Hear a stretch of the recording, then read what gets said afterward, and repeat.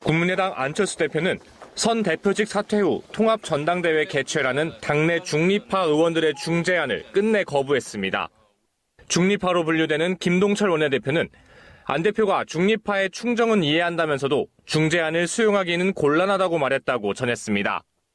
안 대표는 당무위원회를 소집하고 당내 설득을 위해 미뤄왔던 전당대회 준비에 본격 착수했습니다. 그러면 국민과 당원들이 원하는 방향으로 이제 움직이는 것이 바로 정당이나 정치인들이 해야 할 일 아니겠습니까? 당무위에서 공식 출범하게 될 전당대회 준비위원회 위원장에는 안 대표 측근인 김중로 의원이 내정된 것으로 알려졌습니다. 안 대표가 통합 전당대회 개최 수순에 돌입하면서 통합 반대파의 반발은 최고조에 이르고 있습니다. 광주를 찾아 여론몰이에 나선 반대파는 전당대회 개최를 저지한다는 방침을 재확인했습니다. 당무위원회를 소집을 해서 이제 합당을 위한 그 전당대회 절차를 밟기 시작하고 있습니다. 이런 전당대회 해야 되겠습니까? 중재안 마련을 위해 이번 일요일로 예정됐던 의원총회 개최 여부도 불확실해졌습니다. 결국 찬반 양측이 이번 주말을 기점으로 갈라서는 것 아니냐는 관측이 나오고 있습니다. 안철수의 동문서답 이야기를 해보려고 합니다. SBS 본격 연예 한밤 이 프로그램에서 영화 1987에 대한 정치권의 반응을 내보냈는데요. 질문에 대한 안철수의 답이 압권입니다. 1987년을 어떻게 기억하냐라는 기자의 질문에 안철수는 의과대학 대학원생이었다라고 대답을 했어요. 차라리 1987년도를 어떻게 기억하십니까? 그러면 저는 앉아서 기억하고 있습니다. 이렇게 하면은 개그라도 되지. 근데 저는 이 부분에서 이 뉴스를 보고 깜짝 놀랐어요. 안철수가 둘 중에 하나인 것 같아요. 뇌혈관 질환이 있든지 치매가 왔든지. 왜냐하면 이게 우리가 웃을 게 아니고요. 그 사람이 이렇게 대화를 할 때 질문을 했을 때 질문의 내용을 딱 캐치를 해서 그 질문에 적절한 답을 하지 못하는 사람들은요. 이상한 질문, 우리 뜬금포라고 그러잖아요. 네. 그런 대답을 하는 사람들은 귀가 나쁘든지.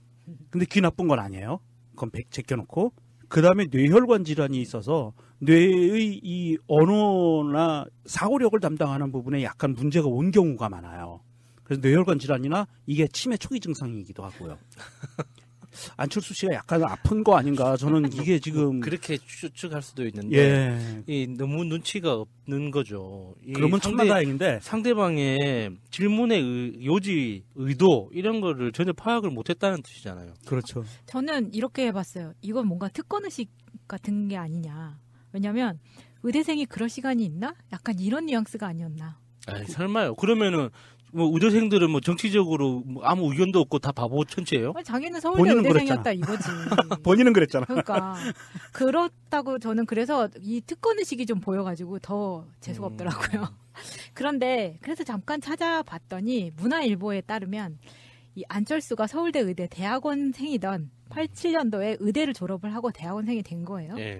88년도에 결혼을 해서 같은 해 24평짜리 동작구 사당동 D 아파트의 재개발 입주권, 일명 딱지라고 하죠. 네. 이걸 사죠. 88년도에 결혼을 해서 이 아파트 입주권을 산 거예요. 그리고 이 다음 해에 그 아파트에 입주를 합니다. 역시 그 금수저, 부모님으로부터 물려받은 재산이라는 게 딱 나오는 거죠. 그거야 운 좋게 태어나면 그럴 수도 있는 건데 문제는 그 시대적 맥락에 대해서 그 당시에 자기가 의대 대학원생이었던 시절에 1987년도에 그 시대 상황을 봤을 거 아니에요. 그러니까 그게 참여는 못했다고 하더라도 봤을 거 아니에요. 그러면은 지금의 시각으로라도 보고 어떤 견해가 있을 거 아닙니까? 그렇죠. 너무 바빴다잖아요. 미친 듯이 바빠도 저는 그 1987년 6월 항쟁 당시에 섬에서 사는 꼬꼬마였어요. 그래서 그런 일이 있는지조차 몰랐거든요. 그럼에도 불구하고 제가 대학을 가게 되고 고등학교 2학년 때쯤에 광주 민주화운동과 1987년 6월 10일 항쟁 그리고 6.29 선언 이런 것들에 대한 어떤 맥락을 알게 됐어요. 그래서 알게 된 이후로 제가 많이 변했거든요. 그러니까 늦게 알게 되더라도 그런 어떤 임팩트 인식들이 있단 말이에요. 이한년 열사와 박종철 열사 이런 분들에 대한 이름에 대한 어떤 소감? 이런 게 없을 수가 없거든요. 그렇죠. 예. 근데 1981년도 어떻게 기억하십니까? 물어보니까 저는 대학원생이었는데요. 그러니까 난 대학원생이라 바빴다고. 근데 88년도에 V3를 첫 개발을 해요. 존나 쓰레기예요, 진짜 이런 거는. 바쁘긴 바빴네. 네. 자, 이 1987이라는 영화를 관람했어요, 안철수가. 그 옆에 누가 있었냐면 하태경이 있었어요. 핫해. 그런데 나는 깜짝 놀랐어요. 그 사진을 보고. 1987이라는 영화를 관람을 하러 왔는데 거기서 너무 환하게 웃고 있는 거예요. 둘이 앉아서. 자, 하태경은 기분이 좋을 수 있어요.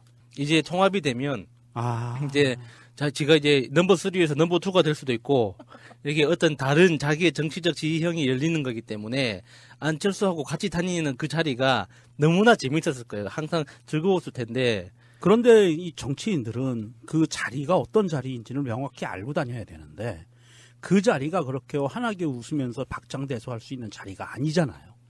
1987이라는 영화를 본 사람의 입장에서 저는 시작하면서 끝나고 나서까지 계속 눈물이 계속 나오더라고요. 이런 그 비장함의 그 시대를 겪은 그 다큐멘터리와 비슷한 영화인데 그 영화를 보는 자리에서 그렇게 박장대소하고 천진난잡하게 웃고 있는 그런 모습들을 보면 정말 이 연결이 돼요. 아, 저는 그때 의대 대학원생이었습니다. 그 대답과 연결이 되는 거예요. 이 사람 뭔가 진짜 아프다. 이게 정상이 아니구나. 진짜 이게 좀 제정신인 인간이었으면 저는 그 당시 의대 대학원생이었습니다. 제 선배 중에 누군가가 그 현장에서 이런 이렇게 돼야 되는 거예요. 그렇죠.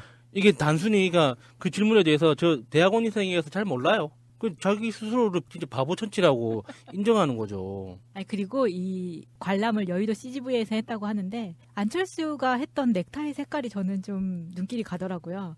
이 색깔이 보통 안철수가 이런 행사에 나오면 하고 있던 그 녹색 계열이 아니라 너무 밝은 파랑, 그러니까 더민주의 그런 색깔이 아니라 정말 하늘색의 바른 정당을 딱 볼 수 있는 그거를 안철수가 하고 나왔어요. 오히려 하태경은 하지도 않았는데 그렇게 하고 왔더라고요. 그렇게 이제 바른정당에 이렇게 목을 매니까 유승민 대표가 더 갑질을 하려고 튕기잖아요. 네, 안철수의 1987 영화에 대한 기억에 대해서 알아봤고요.